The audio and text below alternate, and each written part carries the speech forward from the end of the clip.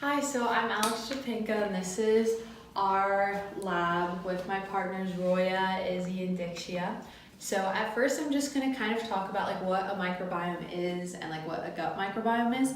So gut microbiome in general is just the organisms, like the microorganisms that live in a community, and then gut microbiome is specifically related to the microbiomes within your gut.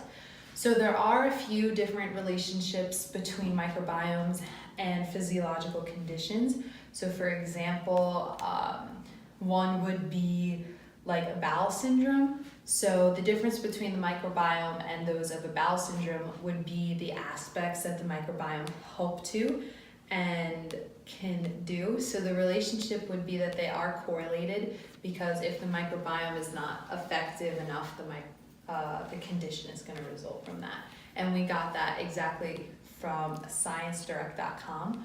So another physiological condition that can be associated with microbiome is obesity. So it can influence the composition of the gut microbiome, and the association, once again, is that it changes and the development of obesity can be produced, and that is also from sciencedirect.com.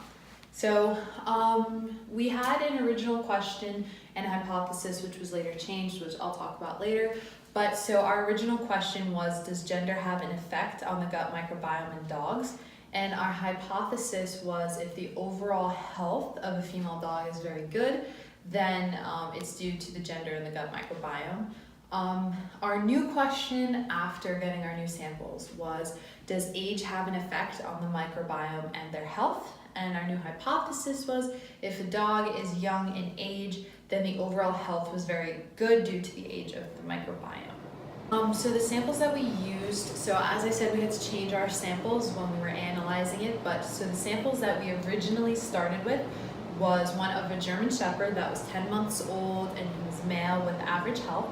And the other sample that we used was of an American Mastiff, and she was 8 months old and at very good health. And then the new samples that we used were both dogs again, but the first one was a flat-coated retriever at 6 months, female with good age, and the second sample was a husky at 3 months, female and good health. So a brief overview of our entire protocol. So the first thing that we had to do was isolate DNA from fecal samples using kits that were available to us, and isolating this DNA from the stool. Then the second step was using a polymerase chain reaction, or a PCR, to amplify a specific region of the DNA that we wanted to be quantified by producing a unique indexing for each sample. And then the last thing was to determine the nucleotide sequence of the amplified region using another kit. So the purification of DNA from the fecal matter. So we isolated our DNA from samples using a commercially available kit, the Equation kit, specifically designed for the isolation of DNA from stool. And then we concentrated the DNA using a sample of 10-fold with the Zymo kit. And the isolation is based on homogenizing the stool sample in a buffer that prevents the enzymes from degrading the DNA or binding to the DNA on a filter in a small column. And we use a series of washes of ethanol and other stuff to help this DNA not bind to the filter. So the DNA concentration steps use the same idea of isolation, and the DNA purified from the final steps of the Zymo kit rinsed the impurities and eluted the special buffer, but at a 1:10 volume of the initial purification steps. And the DNA at the end of this would be 10 times more concentrated than it was originally. So the concentration steps use the same principles pretty much. So the DNA is purified from the final steps of the Equation kit that are again bounded to the filter in the column of the Zymo kit, and it is rinsed of the impurities and then eluted to the special buffer, which once again makes the DNA more concentrated than it was before. So the quantification of our DNA in our samples, so in week 2 was when we first quantified the isolation of DNA and estimated its purity. Once we had already known the concentration of our DNA, we amplified the regions of the 16S rRNA gene using the PCR, and we amplified specific regions on that RNA.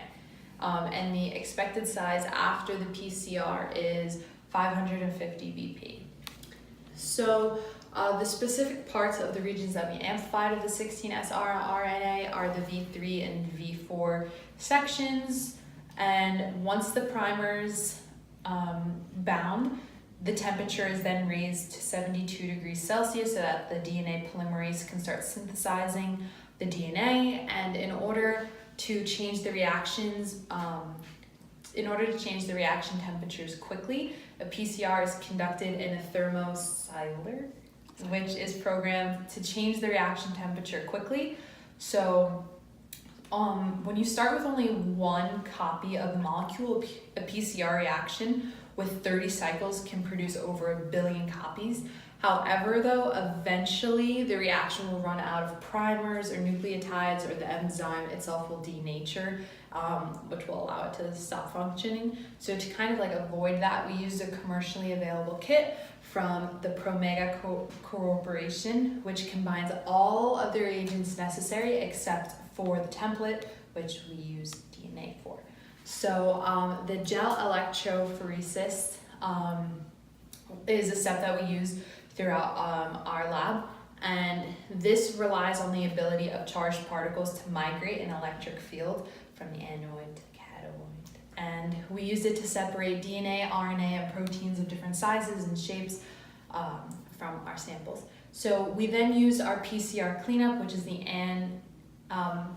Agincourt kit, which like I said, we used as our cleanup, and we followed the manufacturer's instructions as were described in our lab manual and by our instructor.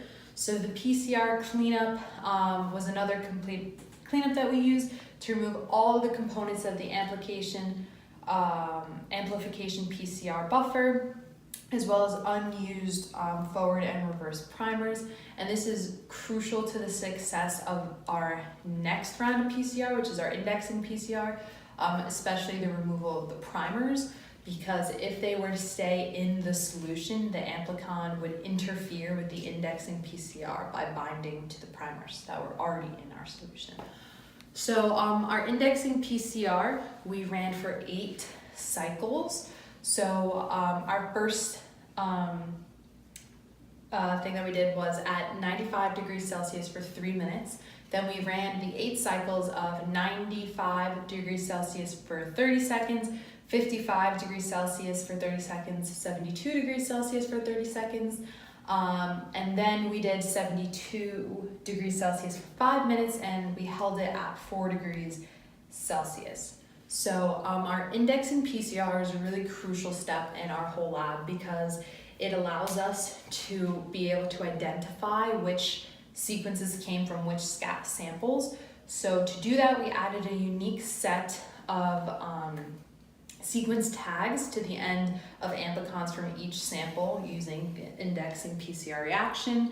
And when we sequence this DNA, we know exactly which sequence came from what samples due to those tags that we put on. So again, we use another PCR cleanup, and we use this to remove anything that was left from the indexing PCR again. And then we quantified our DNA. So to do this, we used a fluorometer, and we used that to quantify the DNA of the indexing PCR products. And we use this rather than a spectrophotometer because a spectrophotometer's results are just they're not as accurate. So that's why we used a thermometer. So in the DNA sequencing, the instrument that we used was the Lumina Next Generation DNA analyzer to do the DNA sequencing, and the indexing PCRs were denatured. So each single-stranded DNA molecule is amplified, and the single-stranded DNA molecules are attached to the surface of a smaller rectangular chip. and the nucleotide sequence of each stranded molecule is then determined by the sequencing of synthesis. And this instrument can, basically it can tell which nucleotide was added and how many of them were added based off of the wavelength that the light produced and the intensity of the light. So the instrument then can report the sequence of each of the original indexing PCR products bound to the chip. So our DNA quantification results in samples. So the samples that we used were 365 and 373. So the concentration of our sample 365 was 2.4 and the ratio was 2.03. And then for our 373, our concentration was 7.1 and our ratio was 1.02.